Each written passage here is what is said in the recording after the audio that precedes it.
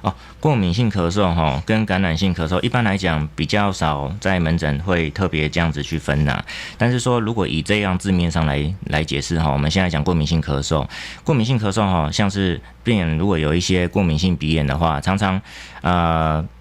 病人会觉得，也许他的症状，譬如说他鼻子过敏嘛，但是他也许症状他并不是说流鼻水从很多鼻腔的这个开口前面的开口流出来，他的症状反而是一些就是感觉好像有一种卡痰的感觉，鼻子一直有东西倒流到喉咙这样子，然后一直觉得喉咙会有卡卡的感觉这样子。那这种长期鼻腔分泌物那往后去倒流到咽喉造成咽喉常常黏膜上面附着的一些鼻水啊，就容易造成它的这个刺激久了之后呢，就容易造成一些咳嗽的一些症状。尤其是像这种病人啊，他譬如说晚上睡觉的时候，他也许是因为譬如说就是被单上面的这些过敏原的刺激啊，或者是他因为夜间温差大造成的这个分泌，就是鼻水变多啊，那他的鼻水倒流的量就更多。所以说，像这种病人呢，晚上有时候反而容易会有夜咳的这个症状。那我们鼻腔啊，本身每天都黏膜上面都会有分泌物，那它的那个就是流动的这个方向，本来也都是从鼻腔一直到后面，鼻腔里面有7公分的这个长度啦，那慢慢的往后面排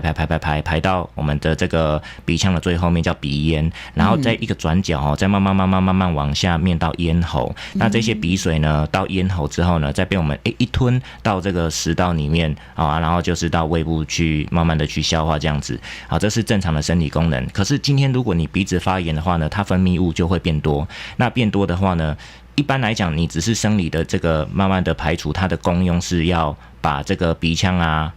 的一些脏东西慢慢的把它带到这个食道里面去，把它做消化这样子。可是呢，今天如果他鼻子有发炎的状态，他的这个鼻水的量超过这个一般我们排泄的目的的话呢，这样子的话它就会开始有感觉。那它如果量再更大一点，然后长期慢性累积，造成那个咽喉越来越敏感，然后咽喉的黏膜也是腺体也是慢慢的肿胀的话呢，那常常它就会容易会有过敏性咳嗽的这个问题出现。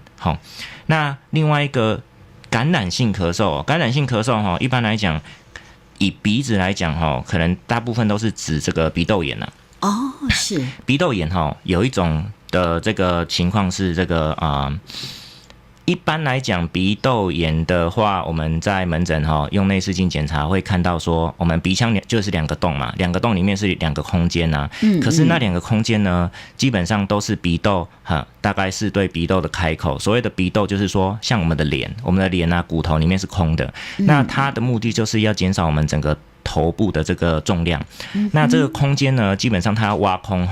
它一定要有一个出口。那个出口所有的脸里面的骨头的空间的出口都在鼻腔里面。那所以说呢，第一个你鼻腔的这个，你鼻腔里面如果譬如说过敏啊，或者是某一些原因结构的异常，它肿胀，它导致这些开口阻塞了，那它每天鼻窦里面的分泌物都排不出来的话，它累积到一个程度呢，它有可能就会造成细菌感染。细菌感染的话呢，它从鼻窦出来的分泌物呢，就会变成黄色的。那所以说有一些病人啊，长期咳出来都是有一点黄黄的痰这样子。可是为什么照 X 光看起来都是正常的？那也都是说没有问题啊，可是他咳出来都是黄痰呢。这个时候呢，就有可能需要到耳鼻喉科做一个检查，因为有时候我们直接看鼻子的前面看起来，鼻窦看起来都正常啊，都还好啊。可是我们用这个内视镜从这个鼻腔进去看一下鼻窦的开口，就会发现说原来他的鼻窦开口一直有脓从这个边，因为它已经有稍微阻塞了嘛，那它就会从阻塞旁边还有的一些细缝慢慢的流脓出来。那这个脓不会从鼻腔前面出来，就倒流了。它会从我刚才讲的，从鼻腔一直到鼻子的最后